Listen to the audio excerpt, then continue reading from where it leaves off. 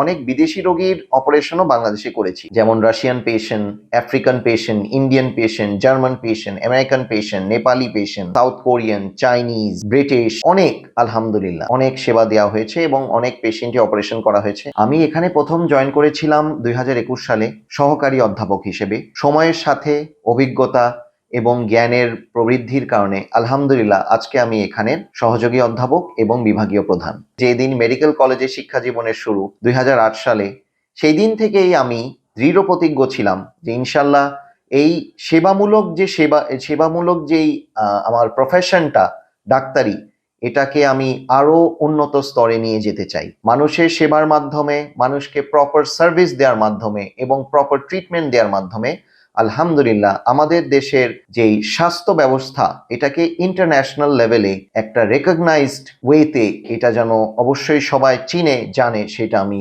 করতে চাচ্ছিলাম এবং আলহামদুলিল্লাহ আমি ওই পথেই আগাচ্ছি। এই পর্যন্ত যত হাজার হাজার রোগী আমি চিকিৎসা করেছি, অপারেশন করেছি, আল্লাহ রহমতে বেশিরভাগ রোগী ভালো আছে।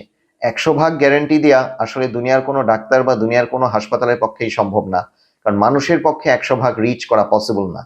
এর ভিতরেই যতটুকু আল্লাহর রহমতে আমি চেষ্টা করে যাচ্ছি এবং যাব। আমার ভবিষ্যৎ পরিকল্পনার ভিতর যেটা আমার চিন্তা ভাবনা, যে আমি যে সেবামূলক কার্যক্রম চালিয়ে যাচ্ছি সেইটার জন্য আমি চালিয়ে যেতে চাই।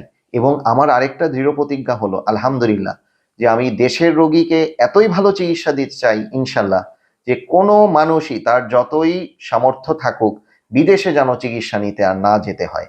এবং ইভেন আমরা এতটাই কেপেবল আলহামদুলিল্লাহ, আমি অনেক বিদেশি রোগীর অপারেশনও বাংলাদেশে করেছি, যারা নানা কারণে বাংলাদেশে নানা ধরনের কর্মক্ষেত্রে ব্যস্ত, যেমন Russian patient, African patient, Indian patient, German patient, American patient, Nepali patient, তারপর সাউথ কোরিয়ান, চাইনিজ, ব্রিটিশ, অনেক আলহামদুলিল্লাহ অনেক সেবা দেওয়া হয়েছে এবং অনেক পেশেন্টই অপারেশন করা হয়েছে। আমার জন্য প্রতিটা রোগী আমার নিজের আত্মীয়র মতো। একজন মুরব্বী মহিলার ভিতর আমি মনে করি যে সে আমার মা হতে পারেন, একটা ছোট ছেলের ভিতর চিন্তা করি সে আমার ছেলে হতে পারে, এইভাবে আমার একজন ভদ্রলোক, তাকে দেখে আমার হয়তো আমার বাবার মতো মনে হতে পারে।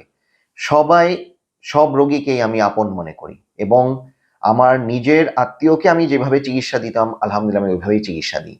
একটু সময় নিয়ে দেখি, তার সমস্যাটা বুঝতে চেষ্টা করি, তার কষ্ট লাঘব করতে আলহামদুলিল্লাহ আমি চেষ্টা করি। আমি আলহামদুলিল্লাহ অপারেশন করতে চেষ্টা করি।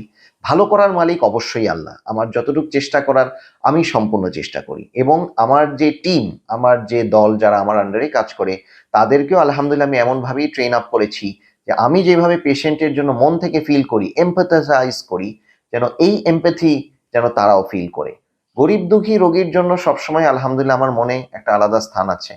অনেকে অনেক সময় গরিব দুঃখী রোগীর শরীরে হাত দিতে চায় না বা তাকে কাছে টেনে জড়িয়ে ধরতে চায় না। আমি এটা আলহামদুলিল্লাহ আমি সবসময় করে থাকি এবং যারা একটু আর্থিকভাবে দুর্বল তাদের বিশেষ ব্যবস্থাপনায় যেইখান থেকে যেই অংশ থেকেই কিছু খরচ কমানো সম্ভব সেটা আমি অবশ্যই করিয়ে দিই। একজন ধনী বা সামর্থ্যবান রোগী সাধারণত যেই খরচ করে একটি অপারেশন করতে পারে, সেই সেম ক্যাটাগরির বা সেম অপারেশনই যদি একজন গরিব দুঃখী রোগী আসে, অবশ্যই ধনী লোক বা সামর্থ্যবান রোগীর থেকে তার আমরা যথেষ্ট ডিসকাউন্ট করে দিই এবং যেন এটা তার চিকিৎসা ভার সে যেন বহন করতে পারে, চিকিৎসা ব্যয়টা যেন বহন করতে পারে, সেটা অবশ্যই আমাদের সর্বাত্মক প্রচেষ্টা থাকে।